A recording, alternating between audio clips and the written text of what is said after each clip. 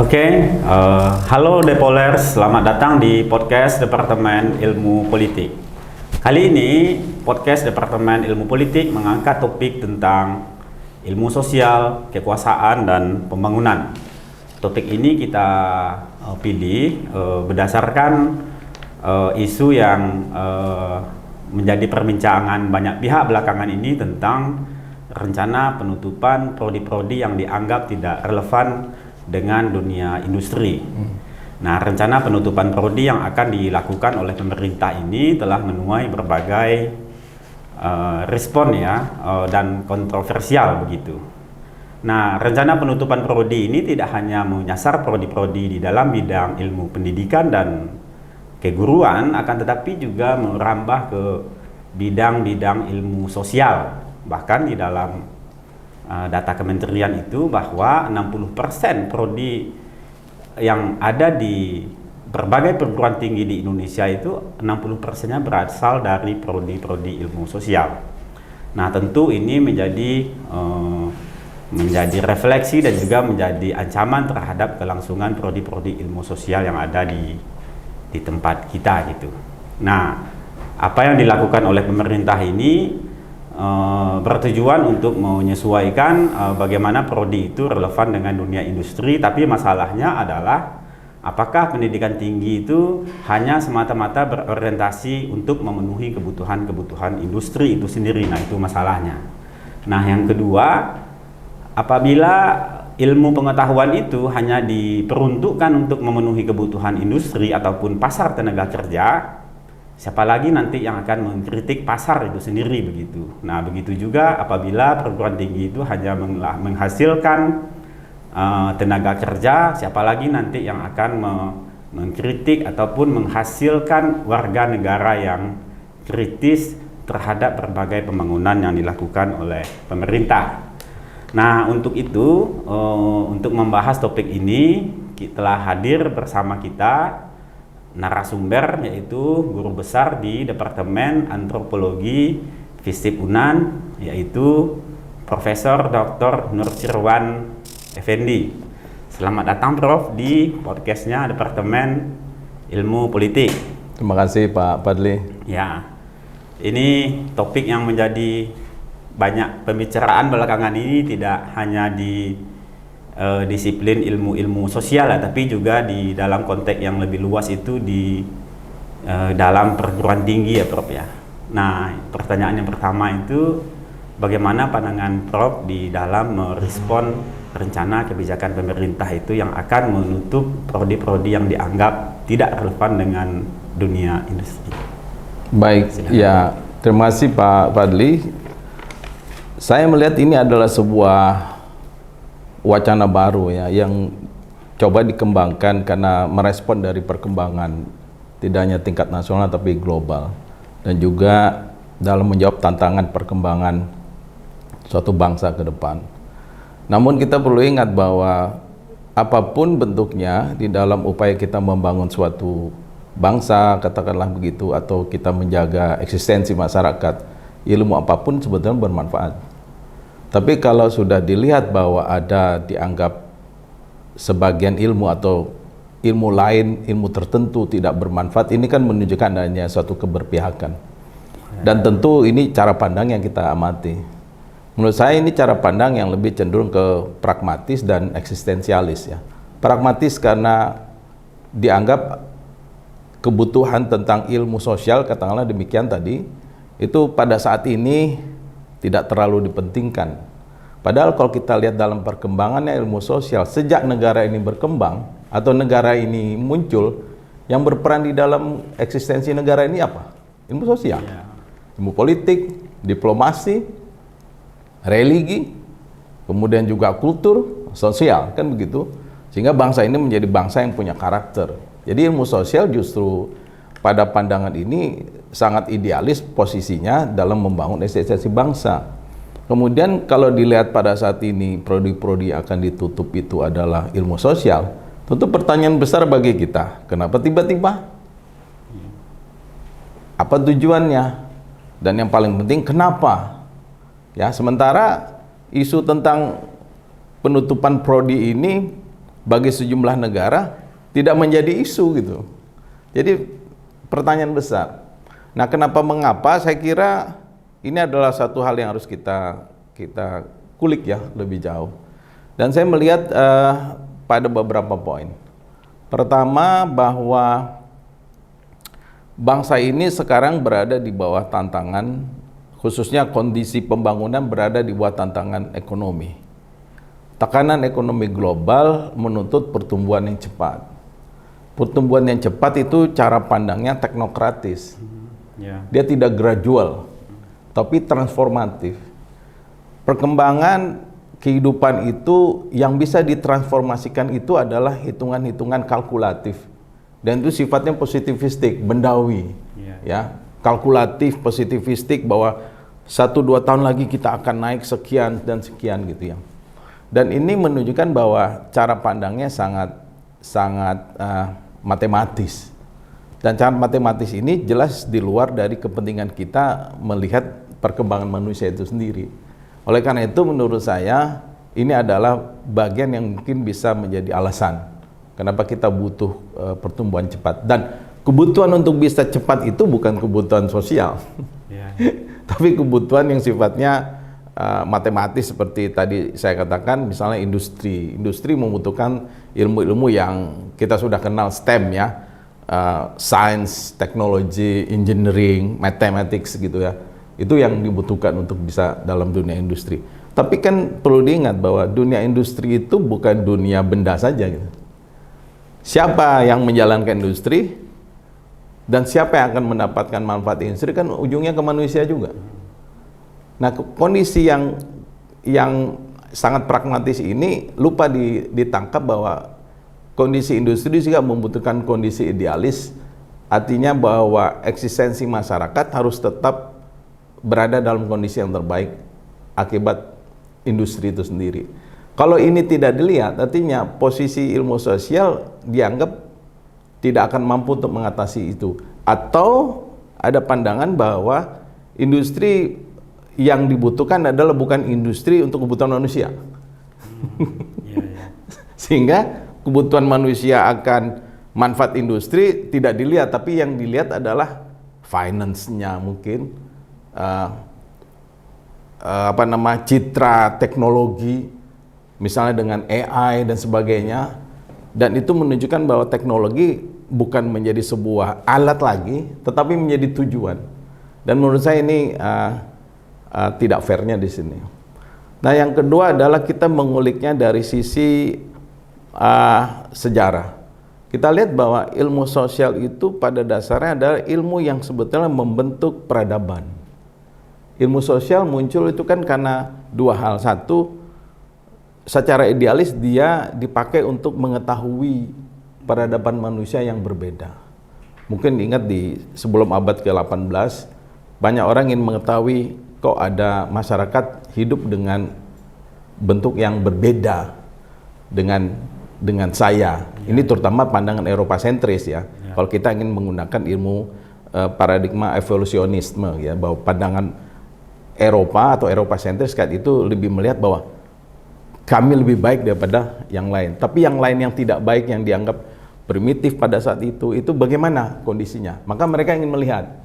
Maka akhirnya mereka paham tentang kehidupan masyarakat di luar Eropa yang notabene adalah masih terbelakang dan sebagainya. Kemudian lahir ilmu untuk memahaminya. Itu ilmu humaniora itu. Kemudian pada saat perkembangan ekonomi kapitalistik di akhir abad ke-18 dan 19, kita kenal dengan ekonomi kapitalis. Kita lihat bahwa mulailah tumbuh industri. Tapi setelah tumbuh industri, apa yang terjadi dengan masyarakat? Masyarakat mengalami kehidupan yang teralienasi, kalau kita memakai istilahnya Durkheim, ya, mereka tidak menjadi bagian dari industri itu sendiri, tapi menjadi objek. Kemudian kita melihat bahwa masyarakat adalah objek, ya, sebagai penderita daripada industri sendiri. Maka muncul ilmu yang mencoba untuk menjelaskan, kenapa ini, kan gitu? Kenapa masyarakat kok bisa seperti ini? Apakah ini akibat industri? Maka muncullah perbedaan kelas, dan itulah kita mengenal teori Karl Marx teori tentang social class dan kemudian class konflik misalnya.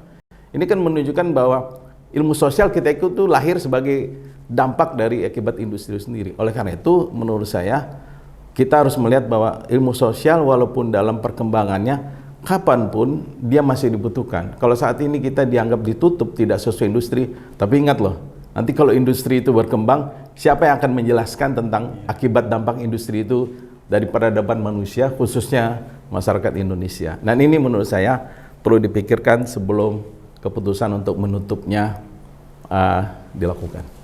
Oke, terima kasih Prof atas penjelasannya. Tadi dijelaskan banyak hal bahwa kebijakan ini tidak hanya pragmatis ya, tapi juga salah kaprah di dalam memandang ilmu sosial itu sendiri ya. Iya. Bahkan tadi dijelaskan ketika masyarakat industri itu telah berkembang pesat, lalu aspek-aspek humanisasi kemanusiaan itu memerlukan sebuah penjelasan-penjelasan yang humanis ya dan interpretatif gitu di dalam menjelaskan berbagai masalah di dalam dunia industri itu gitu ya. Nah, jadi pertanyaan yang kedua itu Prof, ini mengapa ya pemerintah terkesan agak mengesampingkan gitu ya Prof ya, padahal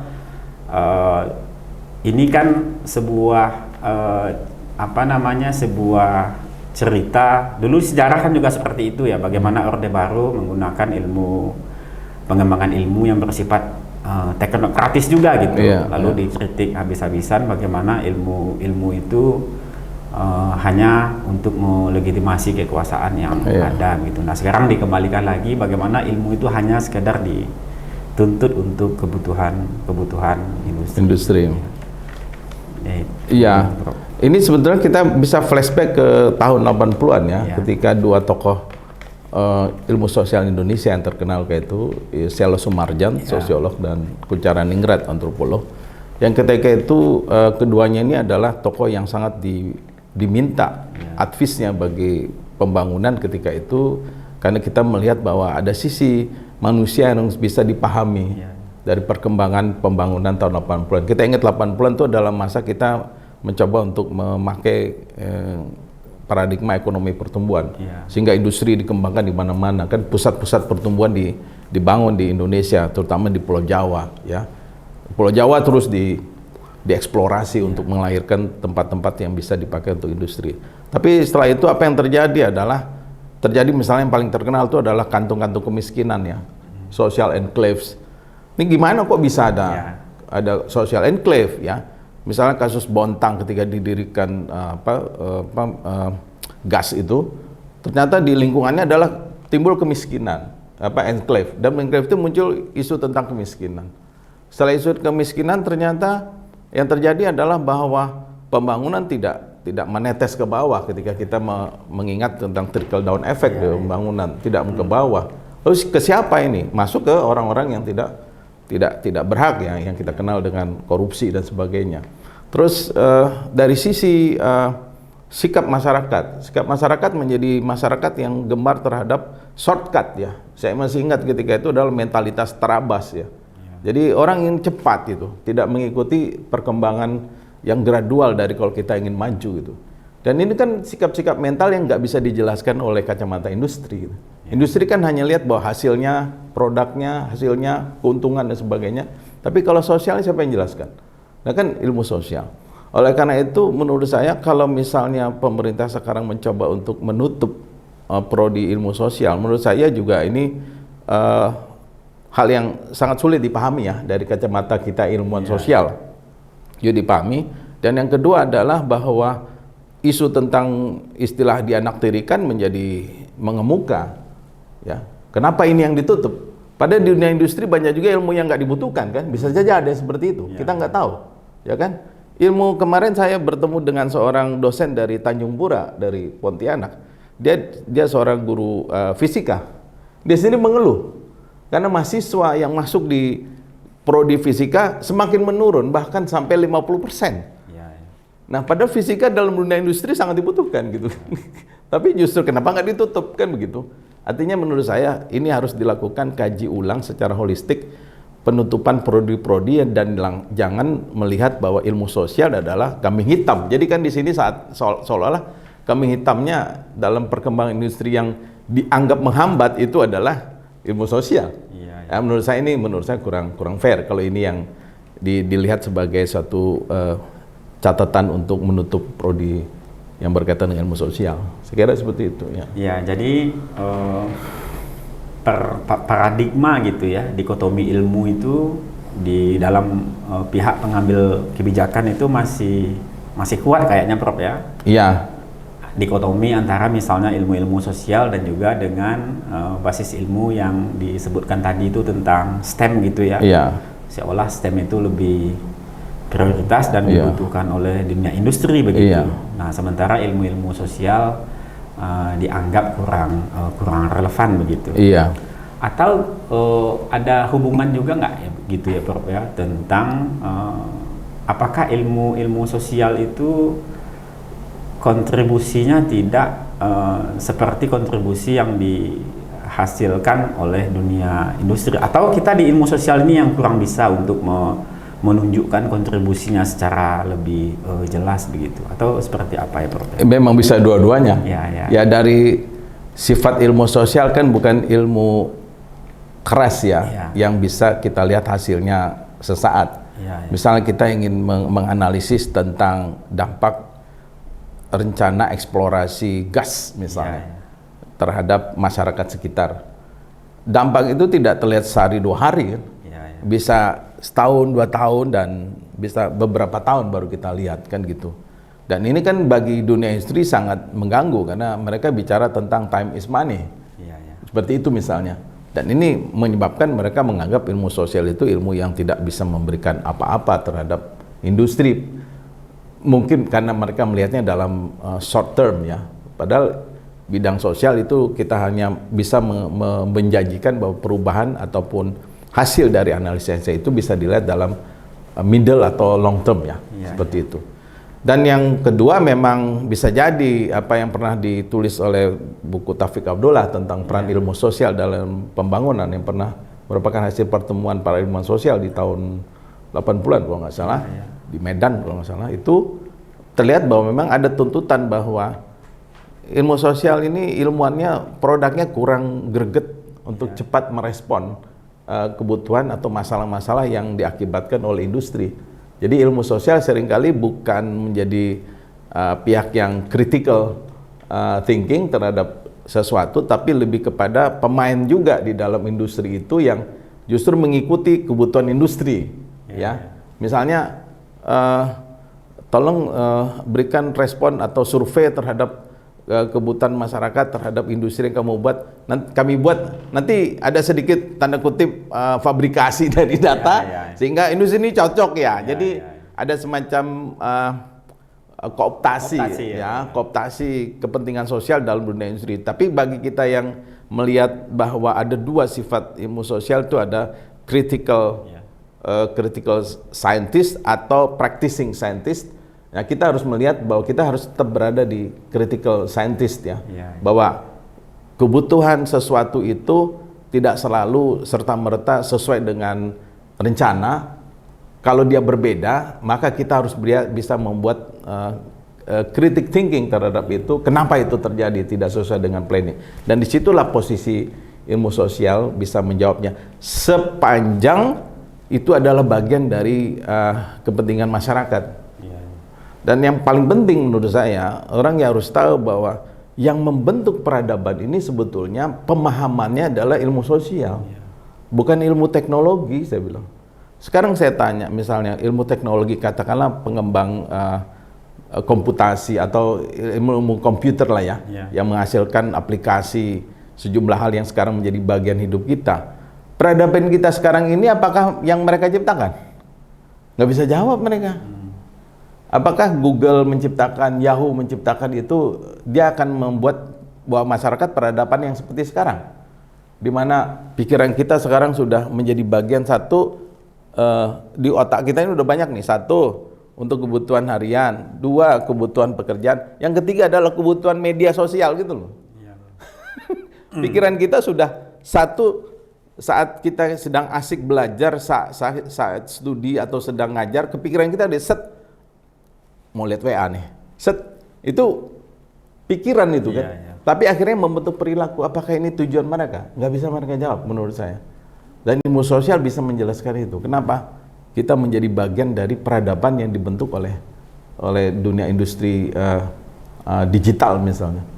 Nah, tapi dunia digital nggak mau bertanggung jawab ketika itu terbentuk. Kasus Australia harus menutup keran terhadap anak kecil ya, ada usia tertentu untuk membuka medsos, tidak bisa. Indonesia sudah mulai ikut-ikutan kan, Malaysia sudah ikut-ikutan. Itu apa artinya? Bahwa dampak dari digitalisasi sudah merambah kepada salah kaprah pembentukan peradaban, khususnya perilaku manusia. Siapa yang bisa menjelaskan? Ya ilmuwan sosial. Enggak, dunia industri nggak bisa menjelaskan. Kalau mereka ingin bisa menjelaskan, pasti minta bantuan kita. Kalau kita ditutup, siapa yang akan menjawab itu? Kan seperti itu. Ya kira-kira menurut saya seperti itu. Ya. Jadi menarik sekali tuh, Prof. Dehumanisasi ya, yang dilahirkan oleh berbagai teknologi dan ilmu pengetahuan dan teknologi ya kan, itu juga yang dulu menjadi perdebatan di dalam sejarah ilmu sosial ya. Tadi disinggung oleh Prof. Misalnya dalam konteks ilmu-ilmu empiris analitis ya, yang melahirkan rekayasa sosial ya. Nah, sementara untuk jadi industri itu tidak hanya tapi juga melahirkan dehumanisasi yang itu sebetulnya bisa dijelaskan oleh ilmu-ilmu sosial kan begitu ya.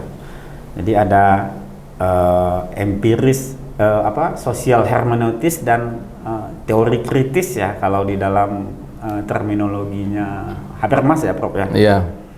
Nah, jadi disitulah fungsi utama dari ilmu sosial itu ketika mengkritik atas berbagai fenomena dan menjelaskan masalah-masalah sosial yang ada gitu. Nah, pertanyaan selanjutnya ini, Prof ya. Bagaimana itu ya, Prof ya? Bagaimana supaya gitu pengambil kebijakan itu bisa punya pemahaman yang sama gitu, Prof. Jadi tidak hanya dominasi orientasi pengembangan politik, pengembangan ilmu itu hanya diorientasikan untuk teknologi dan industri gitu. Padahal itu punya dampak sosial yang lebih besar yang itu hanya bisa dijelaskan oleh ilmu-ilmu sosial itu, Prof. Mungkin itu, Prof. Ya, ini juga isu tentang perubahan paradigma dalam ilmu sosial juga sebetulnya. Ilmu sosial juga sekarang kan sudah bergerak bukan hanya kepada kajian-kajian fakta-fakta empirik ya, tapi kan fakta-fakta metafisis ya, yang kita kenal dengan wacana. Yang semula itu awalnya kan dari posmo ya, aliran posmo ya, ketika kita harus bicara tentang realitas itu bukanlah sebuah fisikalis ya, tetapi metafisis, dan dia berada pada pikiran manusia, dan itu kemudian kita kenal dengan analisis wacana.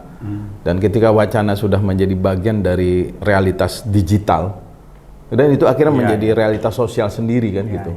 Sehingga masalah sosial sekarang bukan ada masalah yang ada di dunia nyata, dunia empirik ya, tapi dunia non empirik, jadi digital dunia digital. Sehingga kita ada komputasi sosial gitu ya. Jadi ilmu sosial itu dianalisis dari penggunaan big data gitu. Jadi kita bisa perilaku satu bangsa bisa dilihat kebiasaan makannya hanya dengan big data yang dipakai oleh aplikasi-aplikasi tertentu, sehingga itu bisa diturunkan di dalam bentuk-bentuk tawaran-tawaran pola hidup ya, yang ujungnya adalah karena mempelajari kebiasaan dari seringnya menggunakan atau memanfaatkan tawaran yang ada di aplikasi, sementara algoritma membacanya gitu ya. Mungkin kalau kita suka juga memakai analisis kualitatif in vivo ya, ketika ada kata yang sering muncul, yang sering muncul itu arti kata yang sering dikembangkan, maka dia akan membentuk word cloud sendiri, yang kita lihat jaringannya juga kita bisa mind mapnya kita bisa lihat jaringannya itu kemana. Dan ini kita lihat bahwa fakta sosial kita analisis dari sana gitu. Ya, sehingga orang menyimpulkan bahwa kehidupan masyarakat itu ya berbasis kepada frekuensi word yang keluar, dan kemudian kita, kalau kita pakai hermeneutik, kita tafsirkanlah itu sifat masyarakat ya. Kan seperti itu. Akhirnya hal ini yang menurut saya yang menariknya lagi dipakai oleh decision maker gitu ya, pembuat kebijakan, sehingga mereka tidak membutuhkan analisis sosial yang klasik ya, konvensional kita, hasil riset, fieldwork, analisis, kemudian laporan, kemudian di jurnal itu dibaca, itu tidak, tapi mereka menggunakan komputasi sosial dari ilmu medsos ya, atau ilmu yang dipakai. Saya kan tidak tahu tentang ilmu itu, tetapi saya pernah mempelajari bahwa kajian tentang analisis perilaku sosial sekarang dilihat menggunakan big data ya. Ya, apa yang sering muncul di dalam wacana yang keluar, itulah yang akan menjadi bagian dari keputusan kebijakan. Ya, seperti sekarang kan saya yakin sangat cepat misalnya pemerintah mengetahui apa sih bensin yang sering dipakai oleh masyarakat, Pertamax, Pertalite, atau Pertamax Turbo kan. Itu kan sudah dipakai oleh alat yang dibuat oleh Pertamina, dan itu dikumpulkan dalam big data kan. Itu kemudian dianalisis, keluar, oh ini yang paling besar, maka kita naikkanlah harga minyak seperti ini, jangan ini kan. Kalau kita naikkan subsidi, ya kita turunkan subsidi, maka rakyat akan berteriak, maka dia akan menjadi keputusan politik kan gitu. Tapi dia tidak melihat sebuah fakta ideografis ya, bahwa bahwa setiap masyarakat di wilayah di negara ini, juga di global, itu memiliki cara hidup yang berbeda gitu. Kalau dibilang keputusan kebijakan itu adalah untuk semua orang, tapi tidak semua orang toh pas untuk kebijakan itu.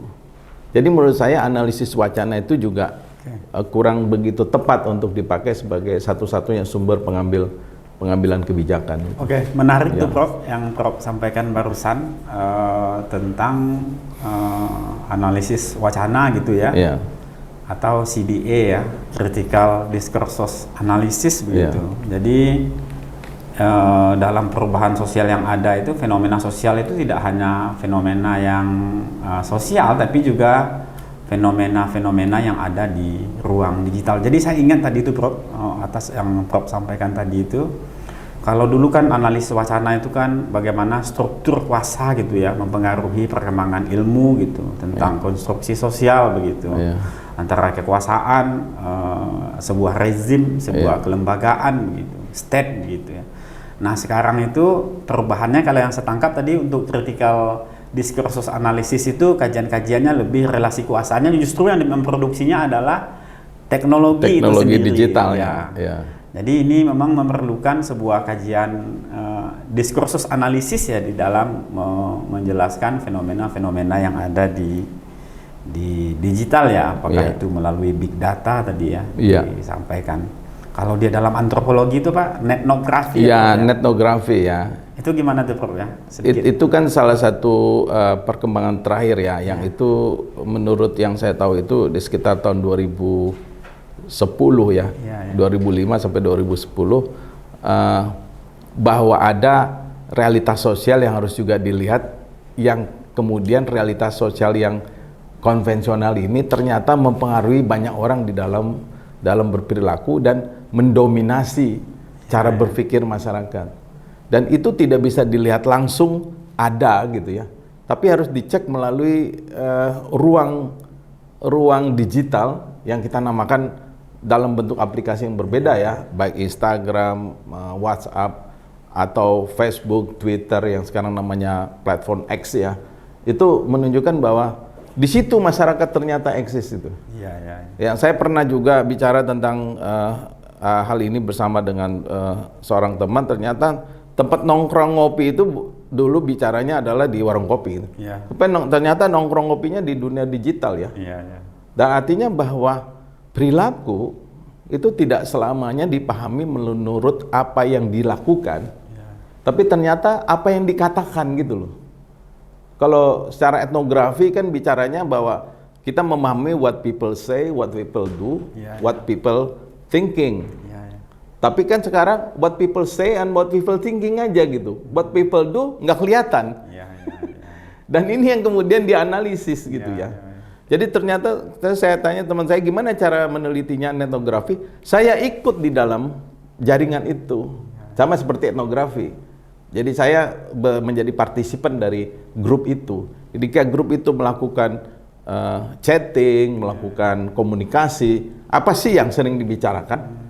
Jadi prinsipnya sama dengan dunia etnografi biasa, tetapi sekarang yang kita lihat adalah dunia kata-kata yang bermain di dalam dunia digital itu, ya, atau tepatnya medsos. Nah, inilah yang kemudian dipahami apa sebetulnya yang menjadi realitas sosialnya. Dan ini sebetulnya mengkritik konsep fakta sosialnya Max Weber ya, bahwa ini fakta sosial itu tidak merupakan sebuah kondisi yang bisa dipahami kita lihat langsung, tetapi sesuatu yang harus dipahami pada dunia wacana, kan gitu.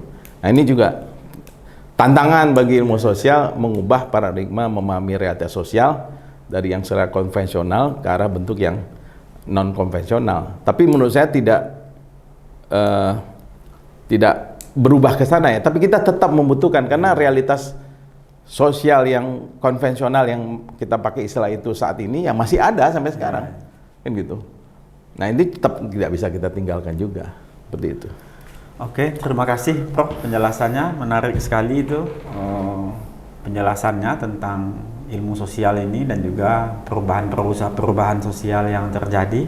Ini pertanyaan terakhir ini Prof, jika ilmu sosial itu ingin bertahan di tengah tekanan ini, transformasi apa yang perlu kita lakukan ya di dalam dunia pendidikan ini, apakah itu dari kurikulum atau pengembangannya penyesuaian ke applied science atau ke paradigma kritisnya begitu, atau seperti apa yang akan supaya dia bisa menyesuaikan dengan perkembangan ini, Prof?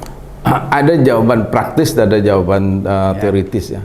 Jawaban praktis itu saya ingat sebuah artikel ditulis oleh Komarov ya tentang End of Anthropology ya, The End of Anthropology.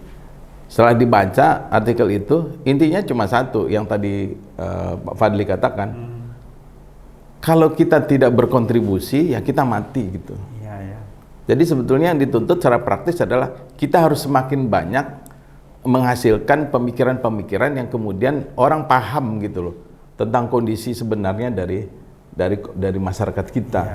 Jadi dalam konteks ini tentu secara praktis adalah tentu tulisan kita, termasuk podcast ini juga bagian dari literasi kepada masyarakat tentang pentingnya pemahaman tentang masyarakat melalui kacamata ilmu sosial.